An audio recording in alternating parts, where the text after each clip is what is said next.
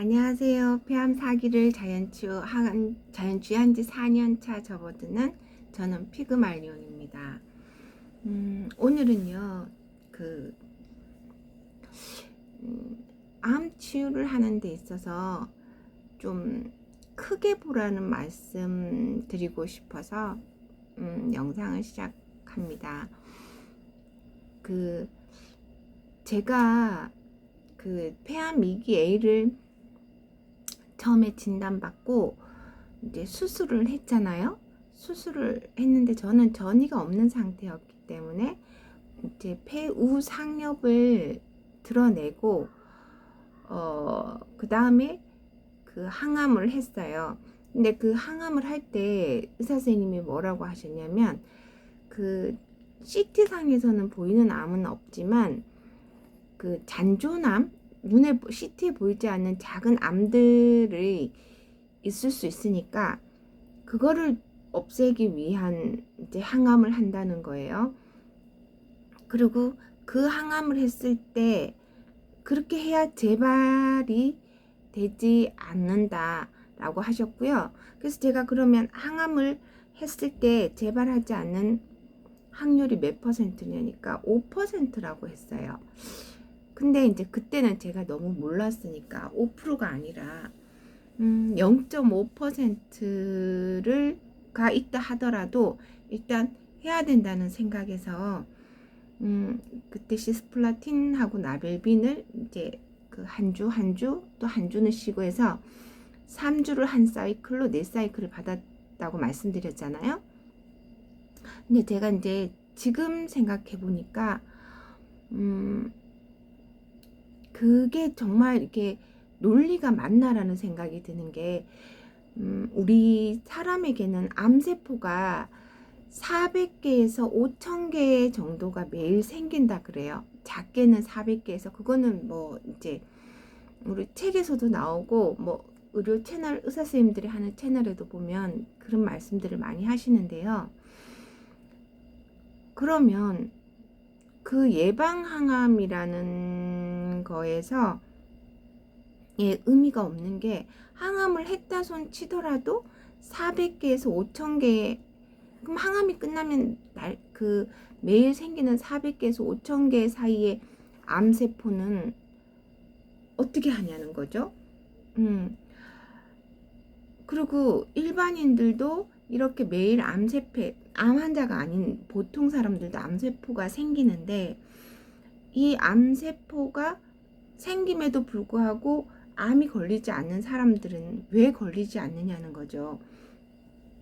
근데 그 이유가 우리 몸에 제가 왜 골수 세포에 들어있는 백혈구 안에 T세포가 그 면역세포라고 그랬잖아요. 제가 공부를 해보니 그 T세포가 암세포를 이렇게 잡아먹는 거예요. 암세포를 없애주는 프로그램이 그 T세포 안에 들어있다라고 하더라고요. 그런데 이제 한번 보세요. 항암을 하게 되면 그 항암제 자체가 그 빠르게 증식하는 세포들을 없애는 약이라고 했잖아요. 항증식제라고 말씀드렸어요. 정확하게 말을 하면. 그런데 우리 그 빠르게 증식하는 세포는 암세포도 그런 특징을 갖고 있지만 우리 몸에 뭐 그 모발 세포랑 그다음 생식 세포, 점막 세포, 골수 세포도 빠르게 증식하기 때문에 걔네들을 다 없앤다고 했고 골수 세포에서 그 백혈구가 만들어지는데 백혈구 안에 그 암세포를 잡아먹는 T세포가 들어있단 말이에요. 그러면 결국은 항암제는 우리 몸 자체적으로 만들어내는 그 몸 자체에서 암세포를 잡아먹는, 그러니까 진짜 항암제죠. 근데 그 T세포 진짜 항암제는 부작용이 또 전혀 없어요. 그런 세포를 항암제가 죽이는 역할을 하는 거죠. 어, 그, 그렇게 봤을 때 참 현대의학은 이렇게 통으로 보지 않고 그냥 단순하게 본다, 좀 논리에 맞지 않는다는 생각이 저는 들어요. 우리가 암의 이제 원인이라고 하면 제가 지난번에 암의 원인이 저산소 저체온 노폐물 정체라고 했고요. 또 다른 시각으로 봤을 때 그 신진대사가, 그러니까 같은 말이에요. 어떻게 보면 이 저산소 저체온 노폐물 정체가 되니까 몸에 신진대사가 일어나지 잘 되지 않는 거잖아요. 신진대사가 뭐예요? 그냥 새로운 게 들어오고 묵은 것들이 잘 나가고 하는 거죠. 우리가 그 음식을 먹고 나면 그 영양분이 세포한테 흡수가 되고 나머지 노폐물들은 밖으로 빠져나가고 또 산소를 받아들이고 이산화탄소를 내보내는 이런 호흡, 이런 것들이 다 신진대사인데, 신진대사가 되지 않기 때문에, 원활히 되지 않기 때문에 그게 암의 원인이거든요. 그런 것들이 되지 않으니까 우리 몸의 그 세포들이 제대로 자기 역할을 해주지 못하는 건데, 그거를 그 항암제를 넣어가지고 오히려 악순환이 되게 하는 그런 결과를 저는 가져왔다고 생각을 해요. 공부를 해보니까 이치가 그래요. 그러니 그 누구라도 암세포가 생기는데 일반 건강한 사람들은 그 암세포를 죽이는 백혈구에 있는 T세포가 이제 활발하게 활동을 해서 암세포를 없애줘서 암 환자가 되지 않는 거고, 저희는 신진대사가 잘 되지 않고 세포들에게 영양 공급이 먹어도 영양 공급으로 들어가지 않고 노폐물이 정체되어 있으니까 오히려 흡수가 세포들에게 흡수되지 않고 노폐물이 노폐물로 남게 되니까 신진대사가 원활하지 않아서 이런 세포들이 제대로 활동을 못하게 돼서 저희들은 암에 걸린 거예요. 그러면 암의 근본 치료는 이 신진대사가 잘 되게 하는 내 몸의 환경을 바꿔주는 거가 중요하다는 거죠. 우리가 이제 자율신경의 균형이 맞아야 된다라고 하잖아요. 자율신경의 균형은, 우리 자율신경이라는 것은 교감신경과 부교감신경으로 나누어진다고 해요.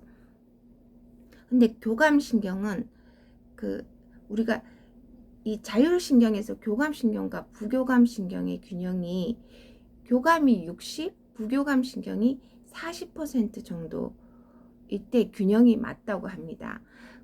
이제 교감신경이라는 거는 뭐냐면 우리가 긴장하고 어딘가에 집중하고 위험을 감지하고 의지를 내고 결단을 할 때 이렇게 딱 이렇게 긴장되는 그럴 때 올라가는 게 교감신경이고, 부교감신경은 좀 이완하고 안전하고 휴식하고 이제 수용하고 내어 맡기고 그리고 상념을 내리는 이제 명상을 할 때 부교감신경이 활성화된다라고 합니다.